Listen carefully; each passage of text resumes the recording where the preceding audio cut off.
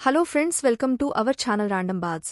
IPL 2025 mega వేలానికి ముందు చాలా ఫ్రాంచైజీల్లో భారీ కుదుపులు ఎదుర్కొంటున్నాయి. ఇందులో భాగంగా కొన్ని జట్లు తమ కోచ్లు, ఆటగాళ్లను వదులుకునేందుకు సిద్ధమవగా, ఓ ఐపీఎల్ ఫ్రాంచైజ్ మాత్రం అందుకు భిన్నమైన పరిస్థితిని ఎదుర్కొంటుంది. ఇక ఈ జట్టు మొదటి నుండే అత్యుత్తమ ప్రదర్శనతో అదరగొడుతూ 2021 మరియు 2022లో ఫినాలే వరకు వెళ్లింది. ఇక ఈ జట్టుకు హెడ్ కోచ్గా ఉన్న ఆశిష్ నెహ్రా ఫుట్బాల్ కోచ్ తరహాలో బౌండరీ వెంబడి తిరుగుతూ ఆటగాళ్లకు సలహాలు సూచనలు ఇస్తూ జట్టు విజయాల్లో కీలక పాత్ర పోషించాడు. దీంతో తొలి సీజన్లోనే ఆ జట్టు ఏకంగా టైటిల్ కూడా సాధించి అందరినీ ఆకట్టుకుంది.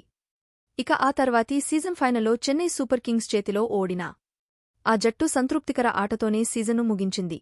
ఇక ఐపీఎల్ 2024కు ముందు గుజరాత్ టైటాన్స్ జట్టులో భారీ మార్పులు చోటు చేసుకున్నాయి. గుజరాత్ టైటాన్స్ జట్టు కెప్టెన్గా ఉన్న హార్దిక్ పాండ్యాను ముంబై ఇండియన్స్కు అమ్మేసింది.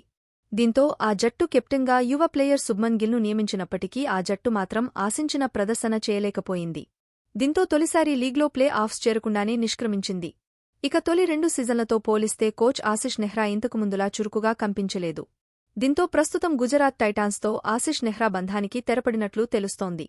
ఇక ఇప్పటి వరకు ఆ జట్టుకు డైరెక్టరు ఆఫ్ ది క్రికెట్గా ఉన్న విక్రమ్ సోలంకీతో పాటుగా ఈ జట్టు ఫ్రాంచైజ్ ఓనర్ కూడా స్వతహాగా తప్పుకుంటున్నట్లు తెలుస్తుంది.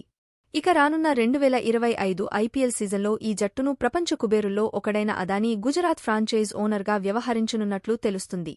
దీంతో ప్రస్తుతం గుజరాత్ టైటాన్స్ జట్టు తమ తదుపరి కోచ్ కోసం టీమిండియా ప్రపంచకప్ విన్నర్ యువరాజ్ సింగ్తో ఫ్రాంచైజీ చర్చలు కూడా ప్రారంభించిందట.